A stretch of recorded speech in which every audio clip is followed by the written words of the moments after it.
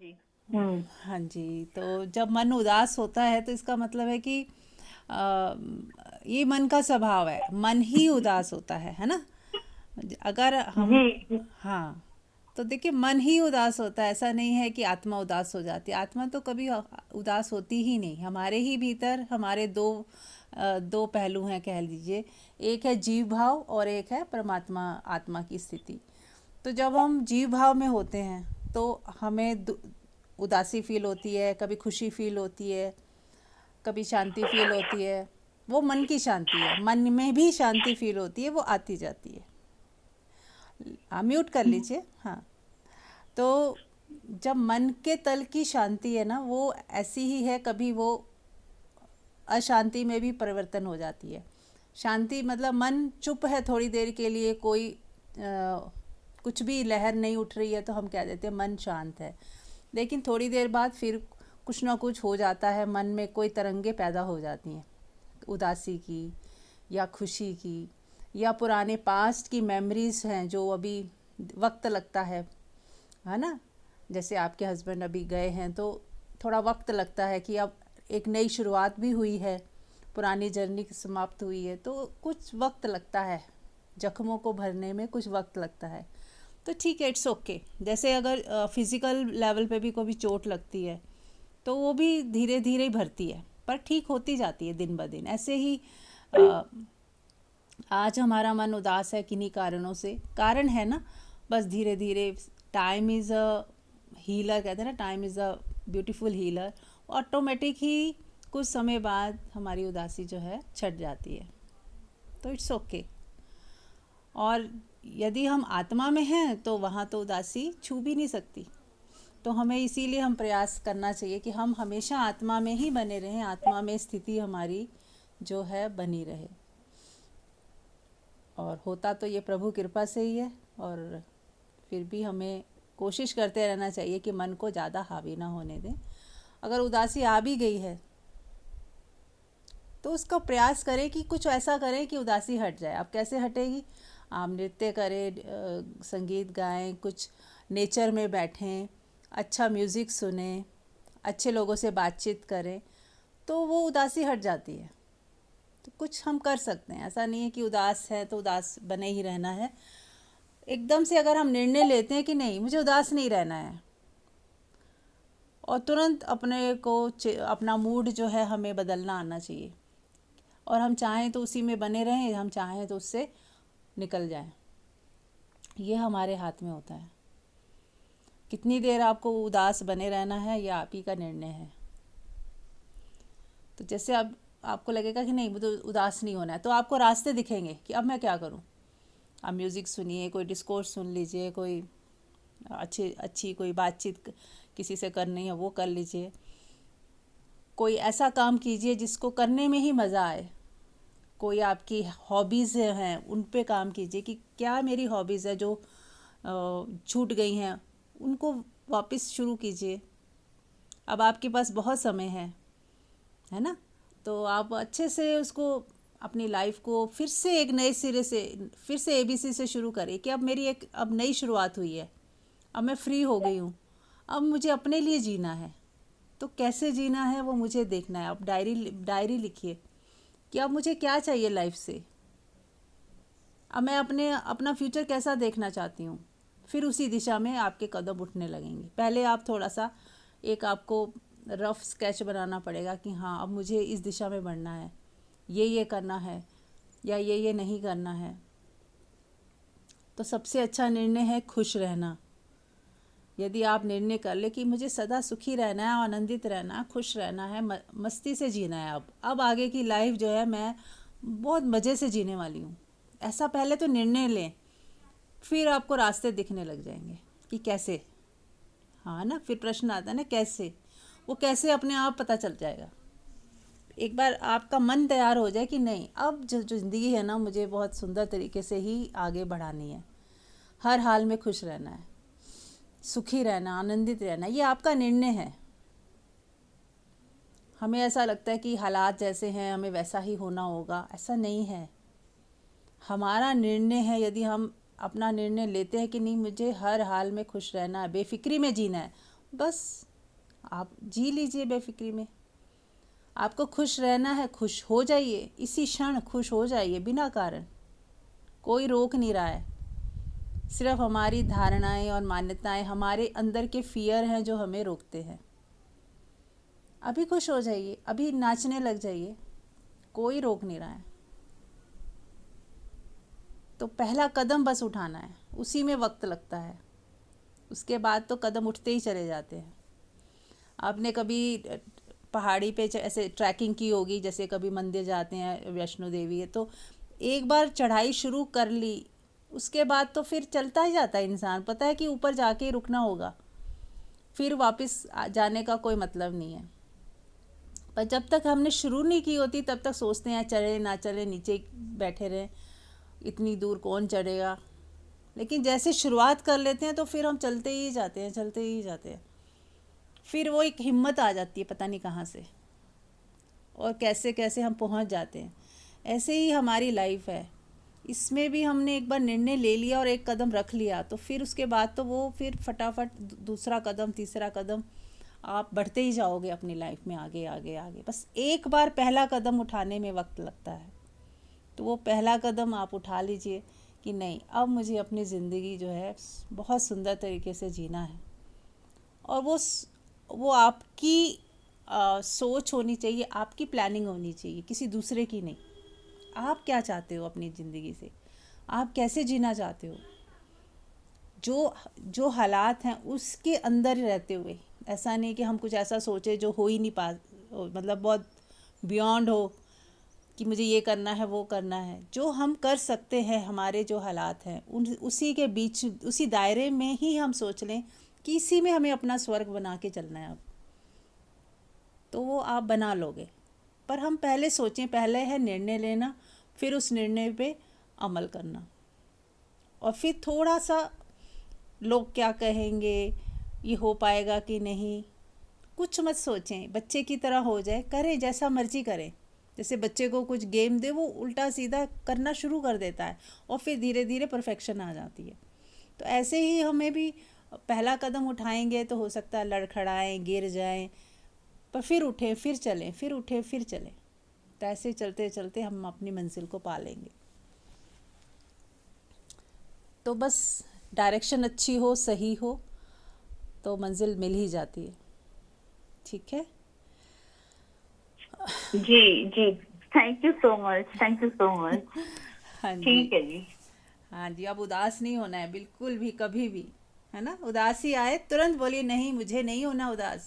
बस खड़े हो जाइए, फिर से मुस्कुराने लग जाइए, हंसने लग जाइए, नाचने लग जाइए। देखिए कैसे उदासी रहती है, रह ही नहीं सकती। हालात कुछ भी हो, अगर आपको उदास नहीं होना है तो नहीं होना है, बात खत्म। यस, और कोई कुछ कहना चाहेगा? चलिए। हाँ हाँ मंजू। जी। ओशो ने एक बात कही है कि जो हमारा मूल स्वभाव है वो खुश रहना है, सुखी है, आनंद है। लेकिन दुख हमारी खोज है, इजाद है। हम उदास जब होते हैं या हम दुखी होते हैं तो उसके पीछे कारण हमें ढूंढना पड़ता है कि इसका क्या कारण है। कि मैं क्या अकेलापन फील करती हूँ, क्या मैं किसी से कुछ उम्मीद रखती हूँ, कोई मेरी एक्सपेक्टेशन है, या मेरे अंदर कोई फियर है, मोह है किसी से, या मेरे अंदर कुछ ऐसा है कि कोई मेरी बात ही नहीं सुनता। ऐसे अपने अंदर अगर हम कारण खोजेंगे तो हमें पता लगेगा कि ये कारण है। अब वो कारण हमारे अंदर ही होता है, लेकिन हम हमेशा ये सोचते हैं कि बाहर कोई वजह है मेरे दुख का कारण जो है, या उदासी का कारण।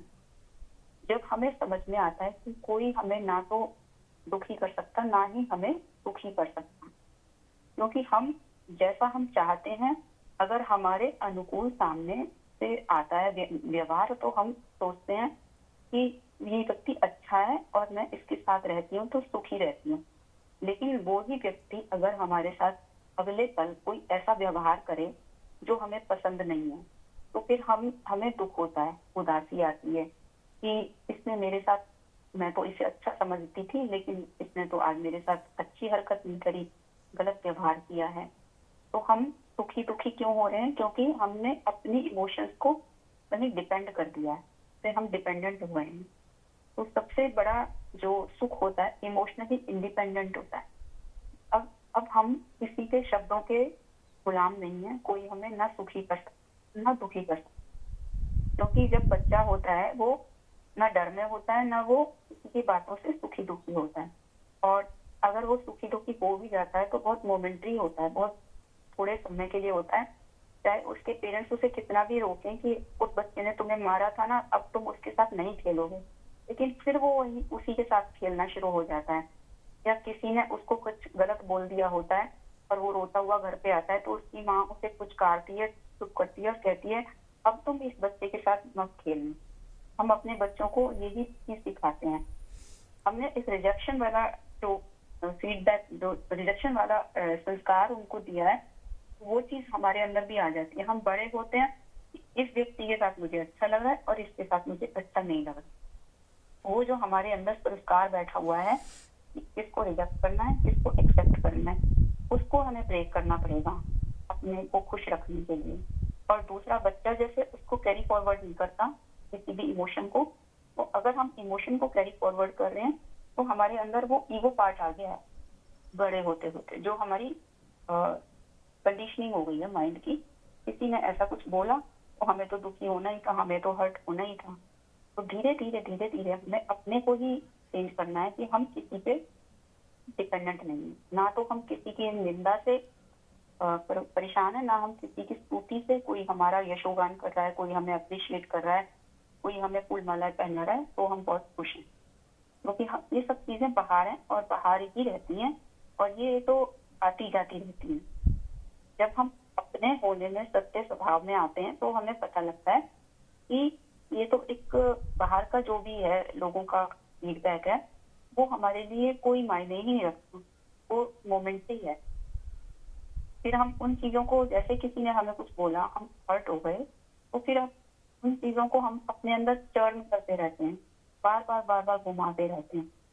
जितनी देर एक बात करते करते मुझे बहुत अच्छी स्टडी जो हुई है साइंटिस्ट के द्वारा, वो मुझे याद आ गई है कि हमारी जो जितनी देर हम किसी इमोशंस में रह जाते हैं, जितना लंबा पीरियड, तो वो हमारी सेल्स जो होती है बॉडी की, वो उसे एब्जॉर्ब कर लेती है उस इमोशन को। तो जल्दी से जल्दी हम जितना उसको, हमें अपनी बॉडी से सभी को प्यार है और अपने आप से तो सभी को प्यार होता है, लेकिन अननोइंगली जो भी हमारी कंडीशनिंग है उसके वजह से हम, हमारे अंदर वो बातें बहुत लंबे टाइम तक चलती रहती हैं, चलती चली जाती हैं। लेकिन जब हमें ये चीज याद आ जाए अगर कि ये जो इमोशन है मेरी सेल्फ इसे एब्जॉर्ब कर रही है, और फिर मेरा वो संस्कार बन जाएगा बार बार। जैसे एक चोट लग जाती है मान लो पैर पे, तब जितनी बार भी पैर, वो ठीक होने वाली भी होती है, लेकिन पैर जितनी बार भी किसी चीज से टकराता है वो चोट फिर से बड़ी तेज दर्द करती है।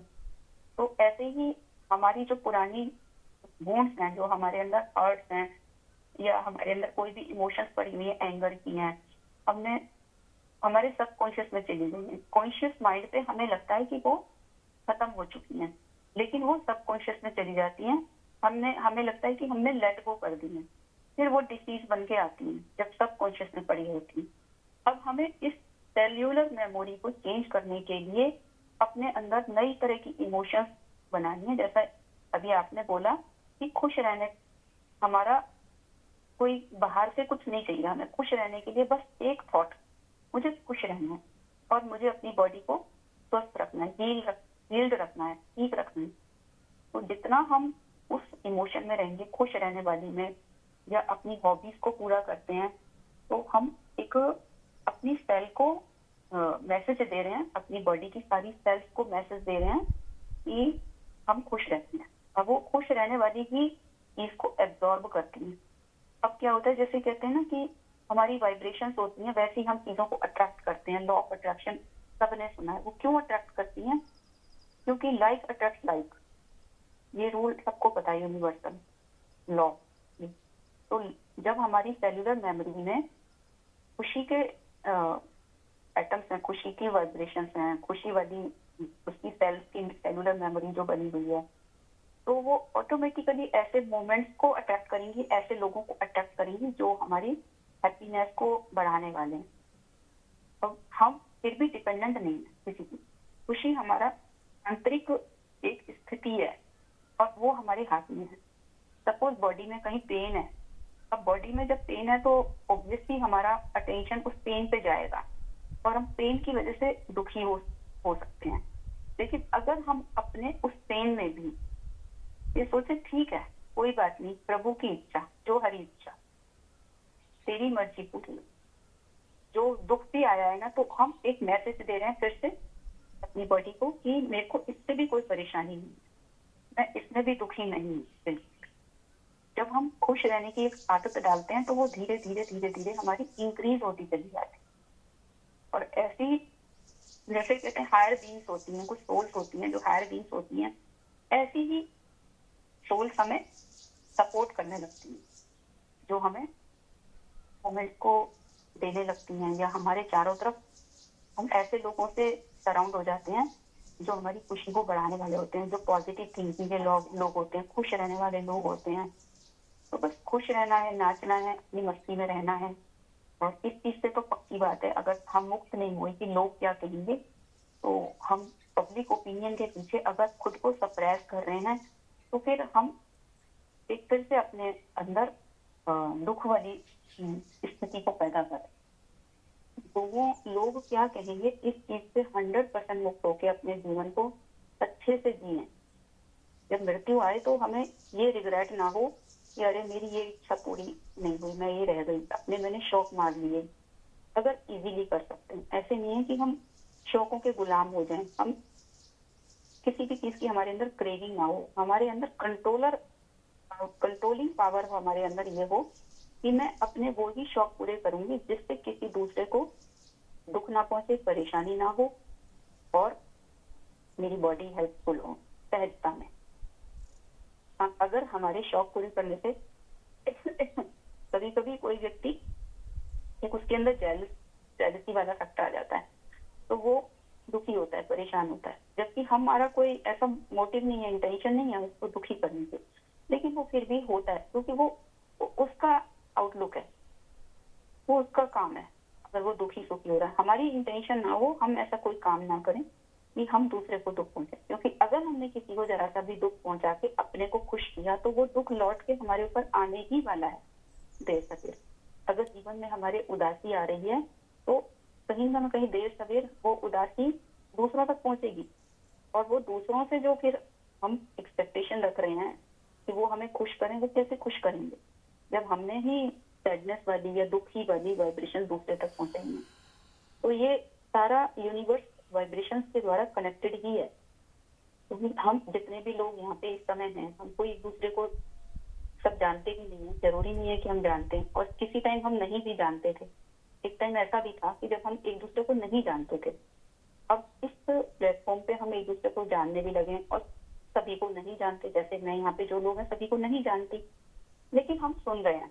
अब वो लोग जब सुन के खुश होने सीख जाएंगे, उनको बेनिफिट होगा, तो वो किसी को बताएंगे कि यहाँ पे आने से हमें ये, अब हम हमारी लाइफ चेंज हो गई है और हम बहुत सेटिस्फाइड या खुश कंटेंटेड फील करते हैं।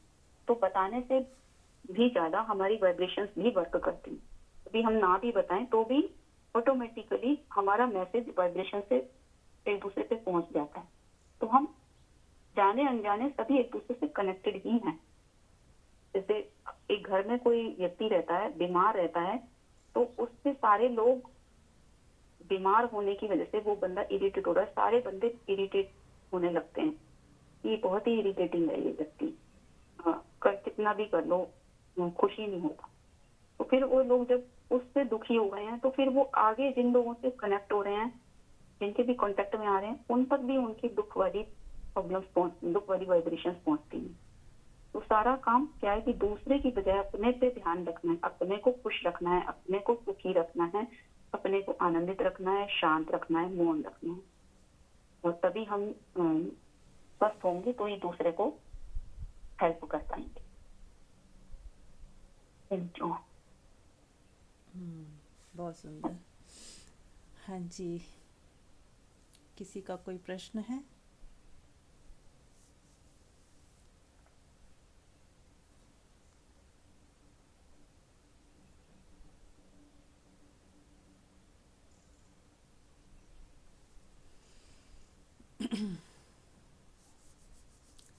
तो चलिए फिर आगे बढ़ते हैं।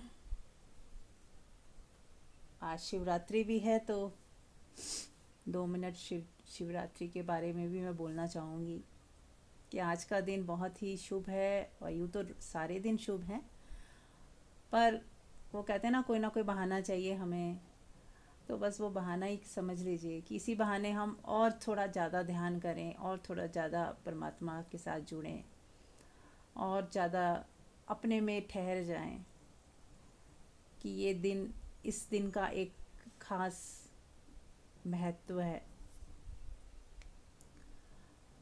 तो बस शिवरात्रि के बारे में मैं इतना ही कहना चाहूँगी कि अगर हम शिव को मानते भी हैं, शिव की आराधना करते हैं तो शिव को अपने से दूर, अलग, कहीं दूर ना समझें। वो शिव हमारे ही भीतर है। जब हम ये जो शून्यता और मौन में रहते हैं, और जब हम अपने में ठहर जाते हैं, तो हम ही शिव स्वरूप हो जाते हैं। और जब हमारे अंदर जो ऊर्जा उठती है, वो ऊर्जा कौन है? वो है पार्वती, या काली कह देते हैं। वो है ऊर्जा जो फीमेल एनर्जी कह लीजिए। और जो मेल एनर्जी है हमारे ही भीतर, वो है शिव की एनर्जी, उसको शिव बोला गया है। तो जब इन दोनों का मिलन होता है तो शिवरात्रि, तो हमें अपने ही मेल और फीमेल दोनों को अपने ही साथ, कहते हैं ना, हम सेल्फ लव में पड़े, यानी कि हमारे ही भीतर की स्त्री हमारे ही भीतर के पुरुष के साथ जब प्रेम में पड़ जाती है, तो सेल्फ लव कह सकते हैं। और ये अनुभव होता है जब आप ध्यान में, साधना में गहरे होते हैं, तो आपको ऐसा लगता है कि अंदर ही अंदर कुछ मीटिंग चल रही है। अंदर ही अंदर आपको ऐसा अनुभव होता है कि कुछ प्रेम लीला चल रही है, हमारे ही अंदर रास चल रहा है। और आपको बहुत आनंद की अनुभूति होती है। ऐसा अद्भुत आनंद और पीस महसूस होता है जो शाश्वत हो जाता है। यानी कि ऐसा नहीं कि अब थोड़ा कुछ क्षण हुआ फिर गायब हो गया, वो होता ही है, फिर चलता ही रहता है आपके अंदर। एक बार शुरुआत हो गई तो वो मीटिंग चलती ही रहती है हमारे अंदर। और जब हमारे ही अंदर शिव पार्वती का मिलन हो जाता है, तो फिर हमें बाहर की स्त्री पुरुष से कुछ लेना देना नहीं। जो हम अट्रैक्शन होती है स्त्री की पुरुष के साथ, पुरुष की स्त्री के साथ, वो अट्रैक्शन ख़त्म हो जाती है।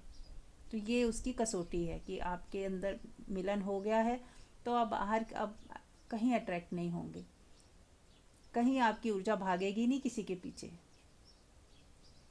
क्योंकि अब आपकी ऊर्जा को आपके भीतर ही सब कुछ मिल गया है। तो बस हमें यही साधना करनी है कि हम ही अपने में पूर्ण हो जाएं। बाहर ना ढूंढें किसी पुरुष को, बाहर ना ढूंढें किसी स्त्री को। हमारे ही भीतर स्त्री भी है, पुरुष भी है। तो जितना हम ध्यान में जाएंगे, गहरे जाएंगे, उतना ही हम अपने स्त्री पुरुष को महसूस करेंगे। और उनका मिलन भी संभव तभी है जब हम अपने भीतर उतरेंगे। तो जितना हो सके ध्यान करना है, जितना हो सके अपने ही भीतर, अपनी गहराइयों में डुबकी लगानी है। और खुद से ही प्रेम, हमारे अंदर की स्त्री पुरुष से मिलन मतलब खुद से ही मिलन है, खुद से ही प्रेम है। वही असली शिवरात्रि है।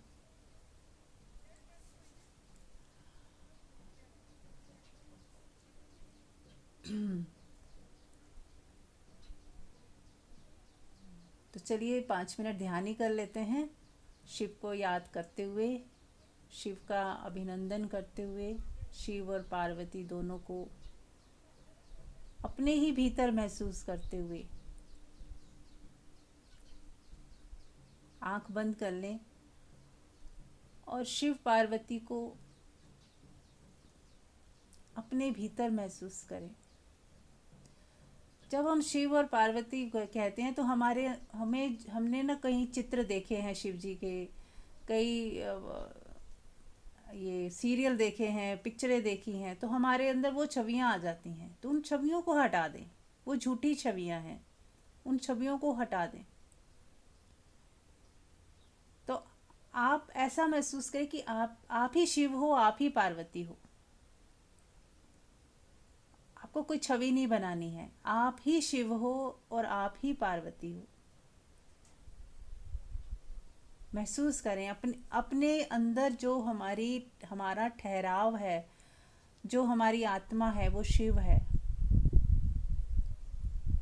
और इसी शिव के अंदर पार्वती, यानी कि जो मूवमेंट्स होती है, जो हमारे अंदर आ, कुंडलिनी शक्ति है, वो कभी ऊपर कभी नीचे हमें महसूस होती है। कभी वो उग्र होती है, कभी शांत होती है, कभी कोई चक्रा खुल रहा है, कभी जो बहुत कुछ हमें जो महसूस होता है वो पार्वती की शक्ति है, जो कुंडलिनी शक्ति है। और जब वो कुंडलिनी शक्ति हमारी सहस्त्रार से ऊपर उठ जाती है तो शिव शक्ति का मिलन हो जाता है।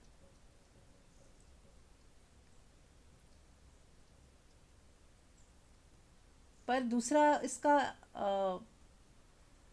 दूसरी तरह से हम इसको ऐसे भी देखें कि आप इस इंतज़ार ना करें कि कब शक्ति उठेगी तो कब हम सहस्त्रार के पार जाएंगे। आज अभी इसी क्षण भी हम मिले ही हुए हैं।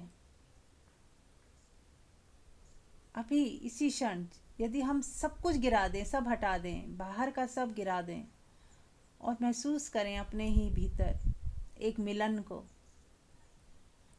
खुद से खुद के प्रेम को महसूस करें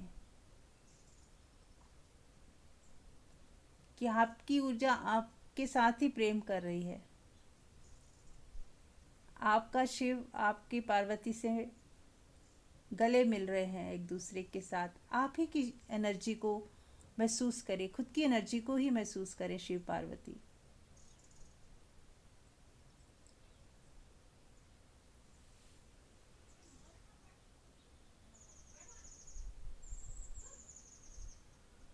देखें कैसा महसूस हो रहा है। खुद से गले मिलें।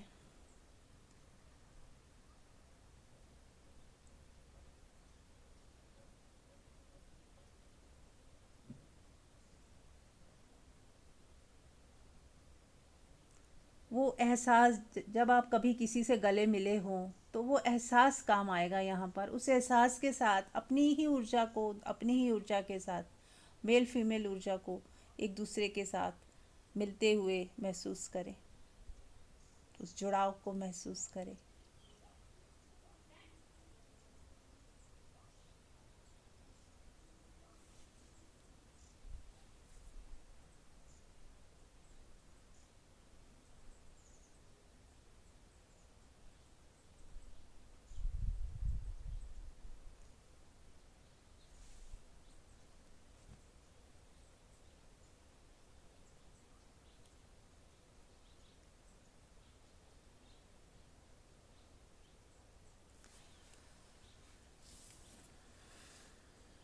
देखें कैसा फील हो रहा है।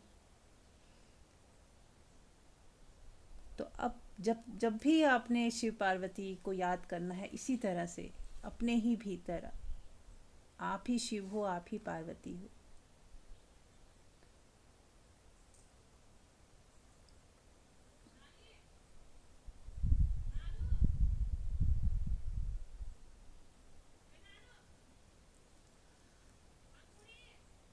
तो कैसा फील हो रहा है, कोई बताएगा? एनीबडी?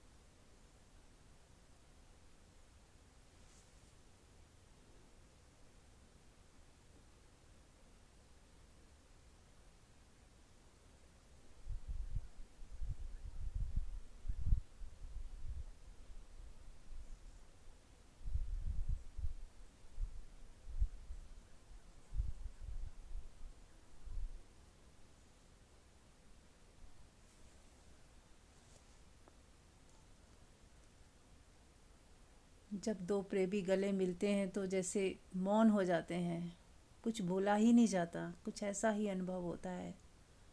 जब हम हमारी एनर्जी खुद से हम मिलते हैं तो भी ऐसा ही होता है, मौन घट जाता है। इस मौन को अनुभव करें।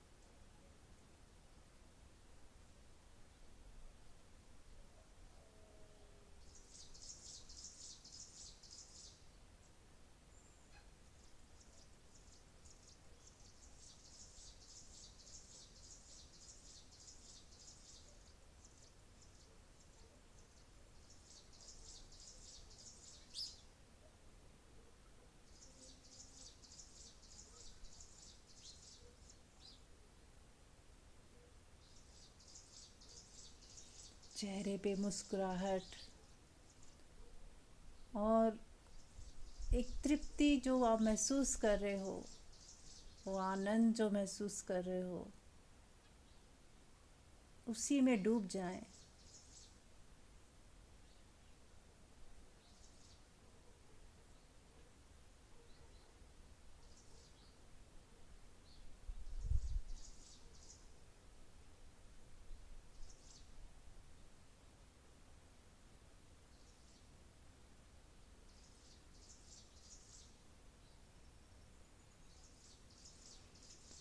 और कोई आप में से कोई भी शेयर कुछ करना चाहे तो कर सकता है, बाकी सब डूबे रहें इसी अवस्था में।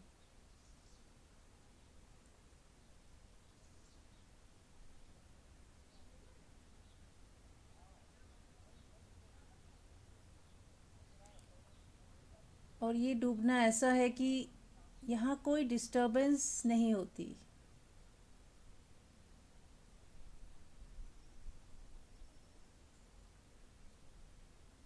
ये मिलन ऐसा है कि जहाँ सब सीमाएं समाप्त हो जाती हैं।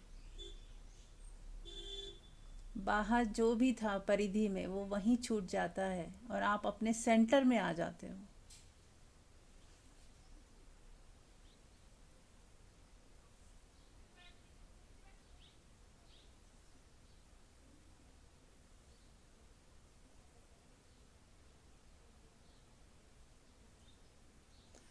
एक अनंत ठहराव,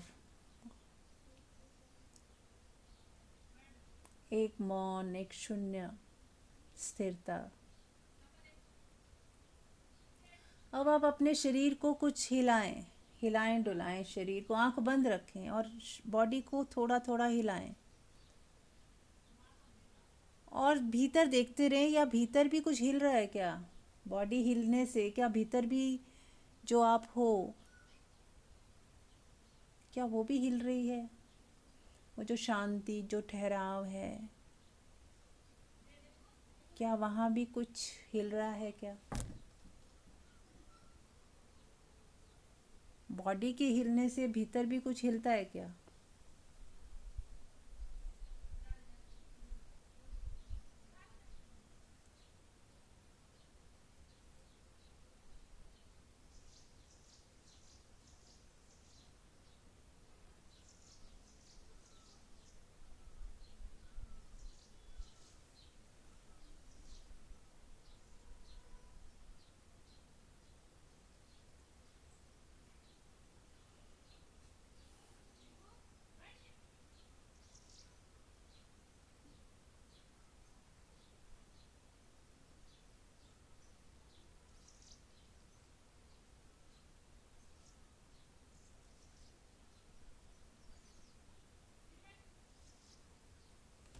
हाथों को हिलाएं, पैरों को हिलाएं, सर को हिलाएं और भीतर एक नज़र गड़ा के रखें कि कुछ हिलता है क्या बॉडी के हिलाने से भी।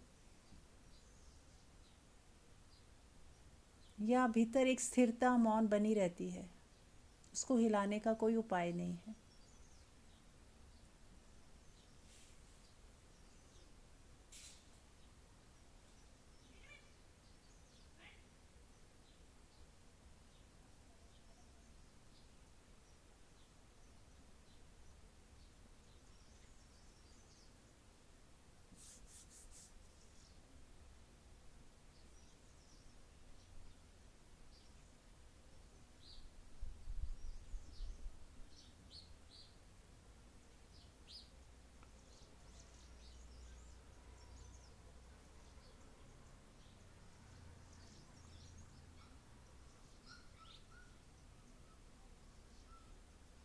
अब आप देखें कि जो भीतर हमारा होना है, हमारा मौन है, इसमें एक आकर्षण है। ये हमें भीतर की तरफ खींचता है। ऐसा मन करता है आंखें बंद ही रखें, आंखें खुलना ही नहीं चाहती हैं। ऐसा आपको महसूस हो रहा है सबको कि भीतर कुछ है जो हमें खींचता है, आकर्षण है।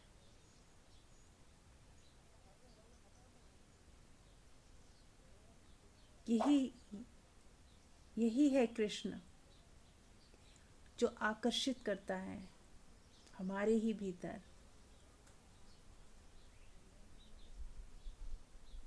ऐसा मन होता है कि डूबते जाएं उसके अंदर, और गहरे और गहरे। कुछ खींचता है।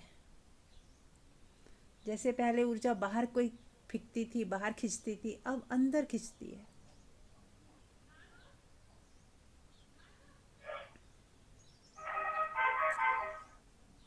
हाँ कीर्ति, आपको कुछ बोलना है? नहीं तो म्यूट करें। नहीं, बस वही महसूस हो रहा था कहना। हाँ बोलिए, हाँ बोलिए। नहीं कुछ बोलना चाह ये रहे हैं? जो आप बोल रहे हो, वही जो आप बोल रहे हो, वही चीज का एहसास हो रहा हो रहा है ना? Very nice, very nice. Yes. और कोई? हाँ। प्रणाम मैडम जी। हाँ जी। मेरा तो आंसू रुक ही नहीं रहे हैं, इतना रोना आ रहा है, बोल ही नहीं पा रही हूँ। Very nice. बस डूबे, इसी भाव में डूबे। सब कुछ हमारे ही भीतर है। शिव, पार्वती, कृष्ण सब हमारे अंदर हैं, कोई कहीं बाहर नहीं। और बाहर हो भी तो भी मिलन हमारा मेरे मेरे भीतर ही होने वाला है। तो हम हमेशा अपने कृष्ण को, अपने शिव को, अपनी पार्वती को लेके ही घूमते हैं।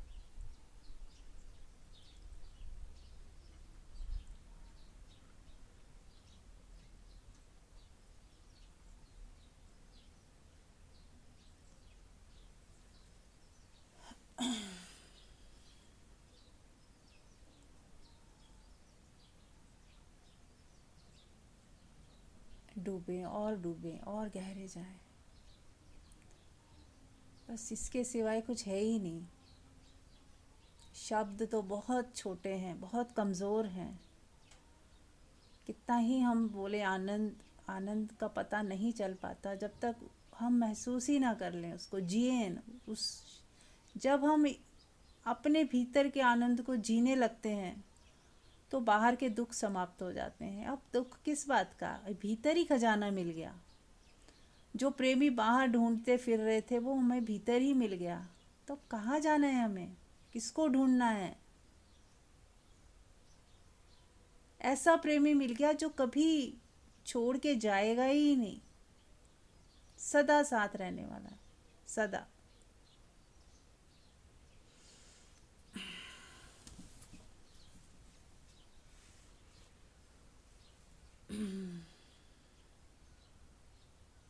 इसी इसके ही लिए बीरा ने बोला, पायो जी मैंने राम रतन धन पायो। उसको रतन के साथ उसने तुलना की। राम रतन धन, ये ऐसा धन है जो राम है, इसको कोई लूट नहीं सकता। भजन में है ना कि इसको कोई लूट नहीं सकता। ऐसा धन पा लिया मैंने, ऐसा पति पा लिया जो जो कभी छोड़ के जाएगा ही नहीं, जो मुझे सदा सुहागन ही कर गया, यानी कि ऐसा पति हमें मिल गया जो हमें सदा सुहागन कर गया। यानी कि होता है कि डर होता है, एक बाहर के पति से डर होता है, छोड़ के चला ना जाए, मृत्यु ना घट जाए। पर ऐसा जो हमें अपने ही भीतर अपना पति मिल जाए कि वो जिसकी मृत्यु होती ही नहीं, जो छोड़ के जाता ही नहीं, तो सारे भय समाप्त, और सदा रहता है और सदा हमारी रक्षा करता है, और हमारे सारे दुखों का नाश हो जाता है, पापों से भी मुक्त हो जाते हैं हम।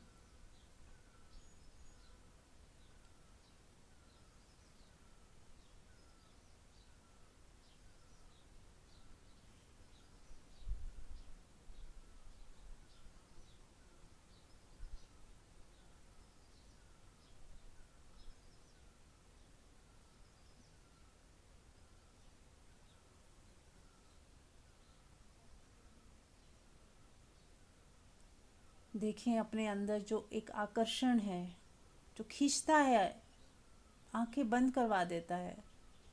ऐसा लगता है बोलूं भी ना, आंख ही ना खोलूं, बस डूबी अपने में ही हम डूब जाएं। ऐसा कितना मज़ा आता है उसमें, एक नशा है। इस स्थिति में एक नशा सा हमें अंदर ही अंदर महसूस होता है, जैसे शराब पी के एक नशे वाली हालत होती है, थोड़ी थोड़ी सरूर चढ़ता है, ऐसी स्थिति में भी सरूर आता है। ये ऐसी शराब है जो चढ़ती ही जाती है, उतरती ही नहीं, लेकिन हम होश नहीं खोते, ये होश और बढ़ा देती है। मदहोशी इसको बोलते हैं, होश भी है और मदहोशी भी, नशे में भी हैं पर फिर भी होश है, और वो मज़ा भी आ रहा है और होश भी बना हुआ है। और ऐसा होश जो, ऐसा नशा जो हमें स्वस्थ करता है। बाहर का नशा क्या है, हमें गर्त में डालता है, और ये वाला नशा हमें स्वस्थ करता है।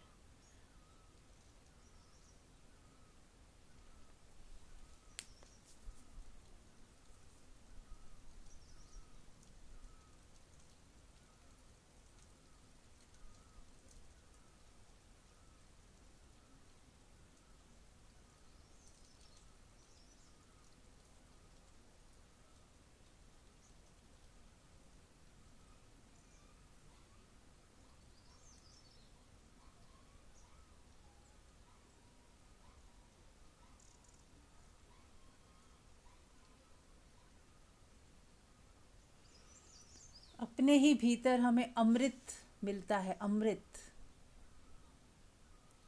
ऐसा नहीं महसूस हो रहा इस वक्त कि अमृत, हम अमृत पी रहे हैं। ये है रियल अमृत। और जितना इंद्रियां बाहर जाती हैं वो सब विष है, जितने भी विषय हैं वो विष के समान हैं। इन्हें तो विष के समान समझ के त्याग कर दे, छोड़ दे। आप इन्हें जितना मर्जी, विष को जितना मर्जी आप सुधार लें या अच्छा कर लें, उसको टेस्टी बना लें, विष तो विष ही है। और भीतर अमृत अमृत ही है जो हमारे खुद के भीतर से आता है। जैसे विष को हम अमृत नहीं बना सकते, ऐसे अमृत को हम विष नहीं बना सकते। ये अमृत हमेशा अमृत ही रहता है। और बाहर जितना भी विष है, इसको कितना ही अमृत बनाने की कोशिश करें, हम असफल ही होते हैं।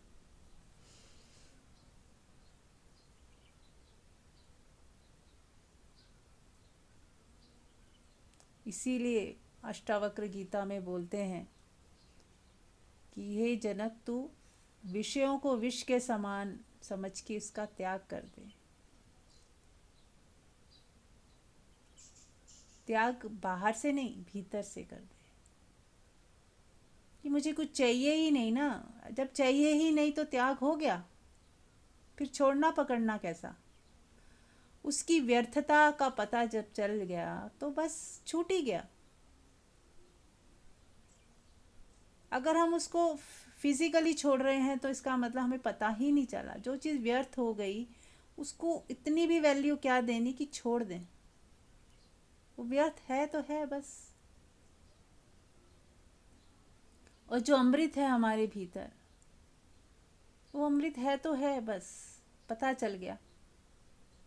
तो अब हमें जब भी मौका मिले आंख बंद करें और अपने भीतर डुबकियां लगाएं, खुद के पार्वती और खुद ही शिव, और खुद ही शिव से हमारा मिलन हो जाए तो बस मिल गया सब कुछ, पूरा खजाना मिल गया। जब तक भीतर का खजाना नहीं मिलता तो आंखें खोजती फिरती हैं बाहर, कुछ मिल जाए, कुछ मिल जाए, यहाँ से मिल जाए, वहाँ से मिल जाए, भिखारी की तरह भीख मांगते फिरते हैं। कोई 2 मिनट हमारे पास बैठ जाए, कोई प्यार से बात कर ले, कोई हम पे ध्यान दे दे, भीख मांगते फिरते हैं।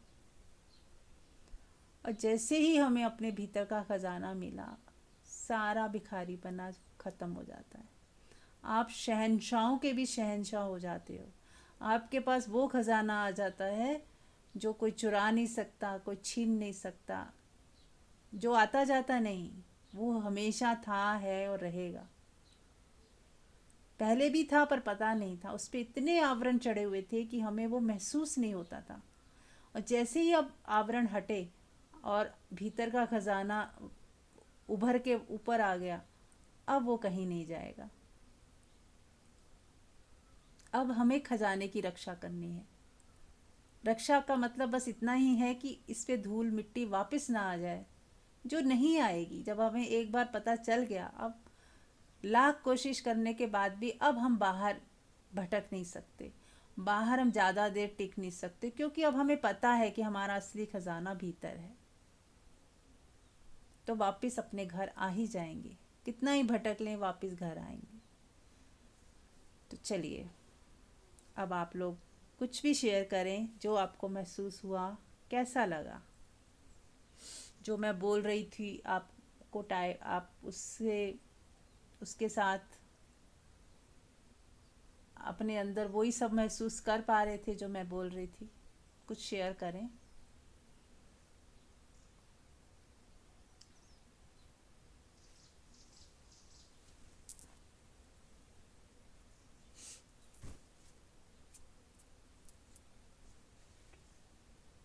हेलो। हाँ जी। ये कि आत्मा से जुड़ के बहुत शांति फील हो रही है, बहुत ज्यादा साइलेंस, और एक अंदर बहुत खुशी भी हो रही है। वाह, वेरी नाइस। बहुत अच्छा लगा। बीच में मैं खो भी गई, मुझे पता ही नहीं, बस आपका ये पता था कि आवाज आ रही है कुछ, लेकिन इसके आगे नहीं पता। Okay, very nice. और कोई?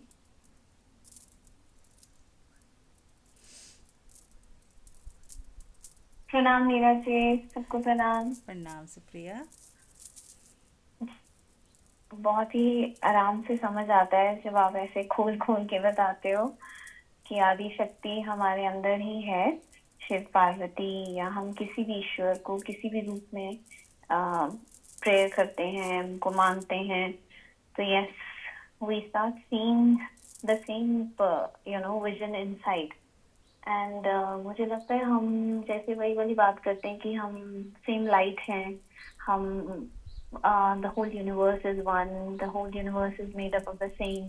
तो ये वही वाली यूनियन वाली फीलिंग आती है, and it is very wholesome and very fulfilling. तो यस, आप जब करवा रहे थे अभ्यास तो लग रहा था, वो एहसास था। बस वही ये एहसास ना लंबे समय तक ठहरता नहीं है। ये बात बहुत अच्छे से क्लियर हो चुकी है कि सच्चाई and the presence of God in everything and we being a part of the same, but वो चीज निरंतर टिक जाए उसके लिए अभी अभ्यास और शायद और अभ्यास और ग्रेस की जरूरत है। हाँ, नहीं, अभ्यास भी क्या ही करना है। जब आपको पता चल गया, जैसे मान लो आपको पता चल गया मेरा घर कहाँ पे है, ठीक है ना। अब आप कहीं भी जाते हो, मान लो आप आउट ऑफ स्टेशन जाते हो, कहीं भी जाते हो, वो घर तो ऐसा लगता है कि छूट गया, पर कहाँ छूटा है, वो है आपका घर, है ना। आपको पता है कि आपको वापस वहीं जाना है, तो ऐसे ही हमें पता जब हमें ये चीज़ क्लियर हो गई कि मेरे ही अंदर सारा कुछ है, बाहर कुछ है ही नहीं, वो मिथ्या संसार व्यर्थ है, सब कुछ व्यर्थ है, फिर भी हम व्यर्थ को व्यर्थ जानकर खेल की तरह खेलते रहे हैं, लेकिन हम जानते हैं कि ये सत्य नहीं है। जैसे मान लो हम खेल रहे हैं, ताशी खेल रहे हैं, मान लो कोई चेस खेल रहे हैं, कोई भी गेम खेल रहे हैं, बैडमिंटन खेल रहे हैं, हमें पता है खेल रहे हैं, उसमें मज़ा आ रहा है, लेकिन हमें पता है ये खेल है, इसमें कोई जीत जाएगा, कोई हार जाएगा, किसी के पॉइंट्स ज़्यादा हो जाएंगे, कम, पर इससे क्या फ़र्क पड़ रहा है? खेलने में मज़ा है। दो व्यक्ति अच्छे से खेलते हैं तो एक मज़ा आता है, एक्सरसाइज होती है, फिजिकली या मेंटली एक्सरसाइज होती है, कुछ मज़ा आता है, कुछ टाइम पास होता है, इट्स ओके। ऐसे ही संसार में भी हमें जब तक शरीर है, कुछ टाइम पास करना है, कुछ हमें फिज़िकल हेल्थ के लिए भी कुछ करना है, कुछ हमें पैसे भी कमाने हैं, है ना, जो लोग वर्किंग है, तो इट्स ओके। उस पर उसको हम खेल की तरह लेते हैं कि हाँ है ज़रूरत बाहर भी कुछ कुछ करने की, पर वो इतना अब हमें सीरियस होके कि बस यही सब कुछ है, यही में मैंने अपना सारा समय बर्बाद कर देना बाहर ही, फिर वैसा नहीं रहता। हमें अति आवश्यक वाली चीज़ आ जाती है कि हाँ इतना तो ज़रूरी है, जो ज़रूरी है, जितना ज़रूरी है उतना उतना हम अपना टाइम देते हैं, और बहुत सुंदर तरीके से देते हैं। जैसे कोई गेम भी हम खेल रहे होते हैं तो कितने अच्छे से खेलते हैं ना कि हार ना जाए। ऐसा थोड़ी कि सोचते हैं कि गेम है तो हार गए तो क्या हो गया, गेम ही तो है। हम ऐसा नहीं सोच के खेलते, हम जब खेलते हैं तो ऐसा ही सोच के खेलते हैं कि मुझे ही जीतना है। हालांकि कोई फ़र्क पड़ता ही नहीं, लेकिन फिर भी खेल ऐसे ही चलता है कि जीतने के लिए खेला जाता है, और खेलने में मज़ा भी है।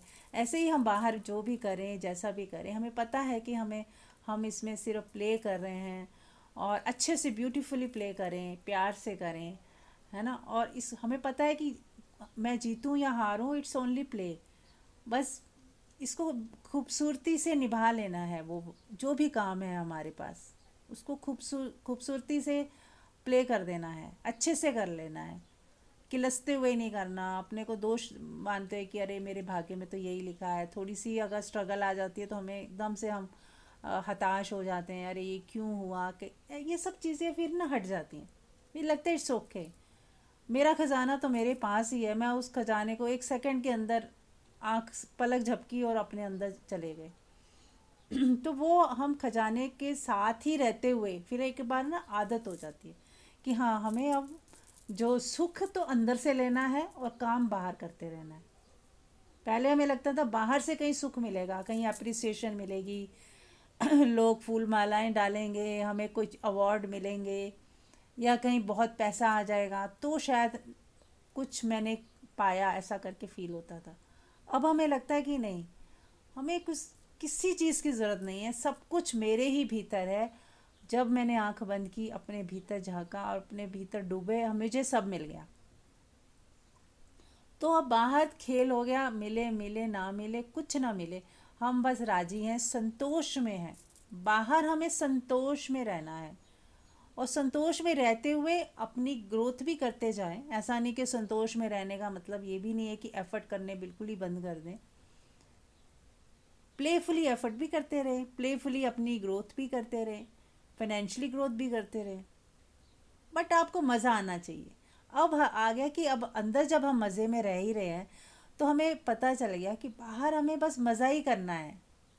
परमात्मा ने हमें बॉडी दे के, हमें जैसे परमात्मा ही चाह रहा था कि मैं शरीर के अंदर भी मज़ा ले लूँ कुछ, तो हर व्यक्ति के अंदर परमात्मा ही मज़ा ले रहा है। तो बस हमें अपनी सोच थोड़ी ऐसी रखनी है कि मज़ा ही लेना है, फिर उसमें जीत हो, हार हो, सफलता हो, असफलता हो, चलेगा, सब चलेगा। बस मुझे हर हाल में खुश रहना है, हर हाल में मज़े लेने हैं। ऐसे कहते हैं ना, जर्नी के मज़े, खेलने के मज़े लेने हैं। अब मैं हार भी गई तो मुझे खेलने का मज़ा तो आया ही ना। अगर कुछ ना भी मिला हो तो हम जिंदा हैं, हम कुछ तो कर ही रहे हैं, उसमें हमारी ग्रोथ तो होती ही है कि मैंने किसी से झूठ नहीं बोला, किसी को हर्ट नहीं किया, किसी का दिल नहीं दुखाया, ये सब ग्रोथ तो हो ही रही है। चाहे हम जीते या हारे, कुछ भी कर रहे हैं, चाहे हम पैसे ही कमा रहे हैं, उसमें अपनी एक परीक्षा होती है कि कैसे हम किसी को लूट तो नहीं रहे, किसी को धोखे में तो नहीं रख रहे, कितना झूठ बोल के चल रहे हैं, कितना हम दूसरों को तंग तो नहीं करते, बहानेबाजियाँ जो करते हैं, उल्टा सीधा कुछ भी सोचते रहते हैं, वो सारी चीज़ों के ऊपर हमारा एक नज़र रहना अपनी ग्रोथ के लिए कि मेरा व्यवहार कैसा है दूसरों के साथ, मेरी सेंसिटिविटी कितनी ज़्यादा है या कम है, दूसरों के दुख लग रहे हैं कि नहीं, दूसरों की तकलीफ लग रही है या नहीं। तो ये सब हम बाहर ही से सीखेंगे। तो बहुत कुछ बाहर भी लेसन्स हैं, ऐसा नहीं कि बाहर लेसन नहीं है, लेसन्स हैं, परीक्षाएं हैं, बस ये है कि वहाँ पाना खोना कुछ नहीं है, वो खेल है, वहाँ से कुछ मिलेगा कुछ नहीं, बस परीक्षा है। जैसे हम बच्चे परीक्षा देने जाते हैं तो वहाँ कुछ मिलता नहीं है, बस ये है कि उनका एक परीक्षा हो जाती है कि वो कहाँ खड़े हैं। ऐसे ही बाहर हमारा जो बाहर की परीक्षाएं हैं संसार में, मिलेगा कुछ नहीं, लेकिन हमारी परीक्षा होती रहेगी कि हाँ हम कहाँ खड़े हैं, हम कितने शांत हैं, हम कितने शिकायतों से परे हो गए हैं या नहीं, हमारे अंदर अभी लालच है कि नहीं, ख़त्म हुई है या नहीं, अभी भी हम स्वीकार भाव में, ट्रस्ट में जी रहे हैं या डाउट में जी रहे हैं, हर समय डरे रहते हैं या हमें बिल्कुल विश्वास में, मज़े में हैं। तो ये सारी परीक्षाएं, टेस्टिंग हमारी बाहर ही होंगी, और मज़ा हमें कहाँ से लेना है? भीतर से। अपने अंदर डुबकी लगाएं और सारे मज़े ले लें, और वो जो बाहर ढूंढ रहे हैं ना, वो अंदर मिल जाएगा। राइट? तो बस ये है असली चीज़। जिसको अंदर का ख़जाना नहीं मिला वो बाहर फ्रस्ट्रेट होता है, क्योंकि वो चाहता मज़े आए, कुछ आनंद हो, कुछ ऐसा हो जो शाश्वत हो, पर वो बाहर हो ही नहीं सकता।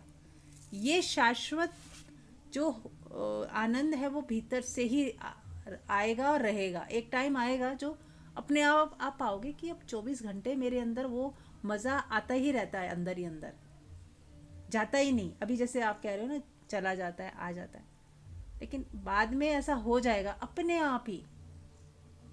बस आप प्यार करते रहो। कहते हैं ना, जहाँ प्यार होता है वो चीज़ बढ़ती जाती है। जैसे दो प्रेमियों के अंदर जो प्रेम होता है, ये वैसा ही प्रेम है। और वहाँ पे तो एक्सपेक्टेशंस आ जाती हैं, और आपको कुछ समय के बाद लगता है बाहर के प्रेम में कि ये ऐसा लग रहा था कि प्रेम मिल रहा है, मिल कुछ नहीं रहा, तो कम होने लग जाता है। लेकिन ये जो प्रेम है हमारे भीतर का, वो बढ़ता ही जाता है, बढ़ता ही जाता है, बढ़ता ही जाता है, और आनंदित करता ही जाता है, करता ही जाता है। आपको कभी ऐसा नहीं लगेगा कम हो रहा है, बढ़ेगा ही बढ़ेगा। पर आप उसके प्रेम में हैं या नहीं, बात बस यहीं पे है। आपका प्रेम बाहर की दुनिया से है या अपने भीतर के शिव से है, बस इतना आपको देखना है। भीतर के शिव से प्रेम है ना, यदि भीतर के शिव या कृष्ण से प्रेम है, तो फिर कोई ताकत रोक नहीं सकती, और ये 24 घंटे में परिवर्तित होगा ही। और यदि अभी भी हम बाहर ही लगे हैं अपने बच्चों में, या अपने उन्हीं को ही सब कुछ मान के बैठे हैं, और वहीं पूरी ऊर्जा भाग रही है, दौड़ रही है, तो फिर वो छूटेगा ही। भीतर का खजाना फिर छूट जाएगा, चिटक जाएगा। तो इस चीज़ को, ये हमारे ऊपर है। मैं नहीं कहूँगी कि आप ये करो या वो करो, ये आप ही को तय करना है। जितनी मात्रा में हम अपने भीतर के प्रेमी के साथ रहेंगे, उतना ही मज़ा आएगा।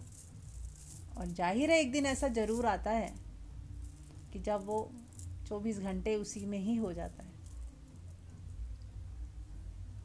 पर वो आप पे डिपेंड करता है कि आप कितना उसको चाहते हो और कितना इसके लिए राजी हो।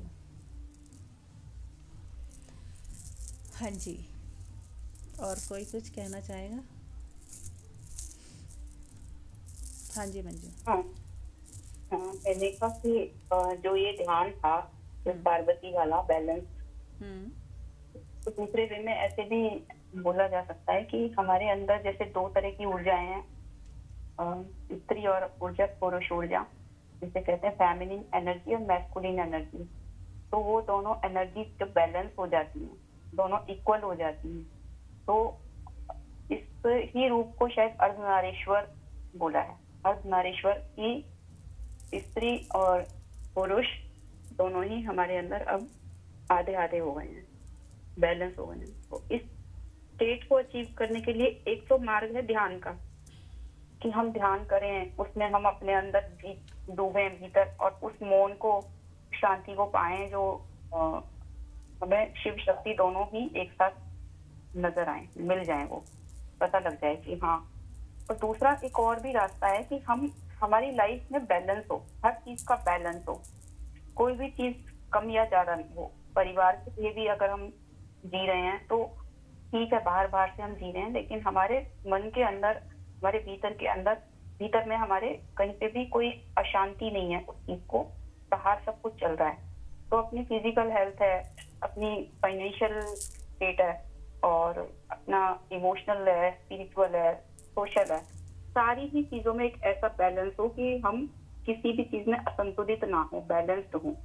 तो बैलेंस्ड जब हो जाते हैं तो हमारे भीतर ऑटोमेटिकली, मतलब एक तो होता है बाहर, भीतर से बाहर जाना, यानी कि ध्यान के द्वारा हम इन सब चीजों को जाने, कि भीतर से बाहर होगा। एक बाहर से भीतर जाना, बाहर से भीतर जाना का मतलब ही ये जो मुझे समझ में आता है कि अर्धनारीश्वर रूप को प्राप्त करने के लिए अपनी सारी चीजों को, सब चीजों में बैलेंस्ड हो, एकदम से बैलेंस हो, अति कहीं पे भी ना हो या कम ना हो। जैसे हम सम्यक से बोलते हैं, अगर हम निद्रा ले रहे हैं तो सम्यक निद्रा ले रहे हैं, नींद ले रहे हैं, बहुत नहीं सो रहे, कम नहीं सो रहे, भोजन कर रहे हैं, तो वो भी हमारा बैलेंस है। सब सब चीज जब हमारी बैलेंस में होने लगती है तो हमारे भीतर वो ऑटोमेटिकली शिव शक्ति का मिलन कह लो, या अर्धनारीश्वर जो हमारा अपना होना है, वो प्रकट होने लगता है।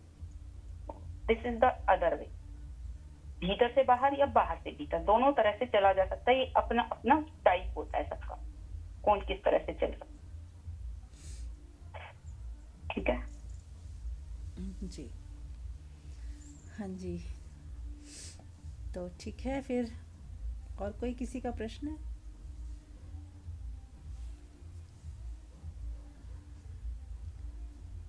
तो चलिए फिर से आंख बंद कर लें, अब समाप्ति की तरफ चलते हैं। पर उससे पहले एक बार फिर से आंख बंद करके सभी गुरुओं को याद करते हुए, सभी देवी देवताओं को याद करते हुए जो हमारे ही भीतर हैं, सभी एंजल्स को याद करते हुए, सभी ग्रह नक्षत्रों को याद करते हुए, सभी जीव जंतुओं को, पेड़ पौधों को याद करते हुए, उनकी प्रेजेंस को महसूस करते हुए, सभी अपने फैमिली मेंबर्स और अपने मित्रों को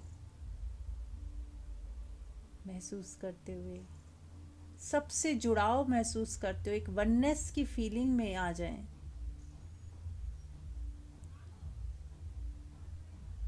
और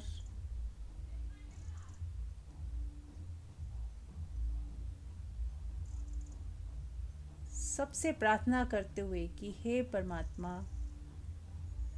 पूरी कायनात, पूरी यूनिवर्स से आप प्रार्थना कर रहे हो, जिसमें सब शामिल हैं, कि मुझसे कभी भी कोई भी भूल हुई हो, किसी का दिल दुखा हो, या मैंने कभी भी किसी का दिल दुखाया हो, और आप में से भी यदि किसी ने दिल मेरा दुखाया हो और मैंने कुछ रिएक्ट किया हो, तो उसके लिए मैं माफ़ी मांगती हूँ। अपनी भूलों को स्वीकार करते हुए और सबसे क्षमा मांगते हुए, I am sorry, please forgive me, thank you, I love you. I am sorry, please forgive me, thank you, I love you. I am sorry, please forgive me, thank you, I love you. मन ही मन दोहराएं, I am sorry, please forgive me, thank you, I love you. पूरी कायनात को एक साथ प्रणाम करते हुए और माफ़ी मांगते हुए, I am sorry, please forgive me, thank you, I love you. I am sorry, please forgive me, thank you, I love you. देखें कैसा फील हो रहा है।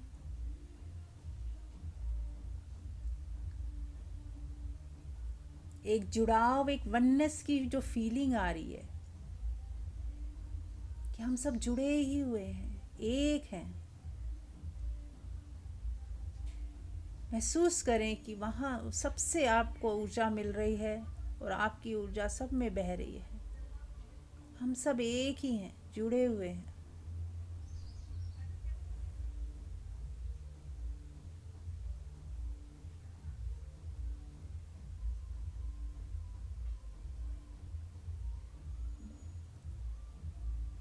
सबका आशीर्वाद आपको मिल रहा है, आपके परिवार को मिल रहा है और आपका भी आशीर्वाद सबको मिल रहा है।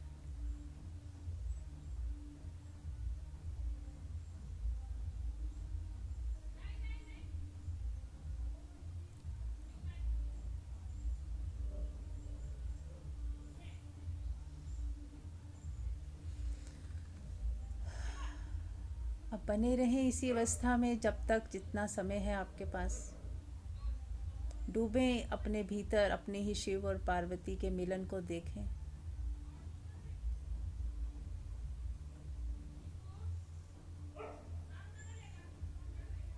बस इसी मौन और शांत अवस्था में बने रहें जितनी देर हो सके। Thank you so much. कल मिलते हैं। Thank you.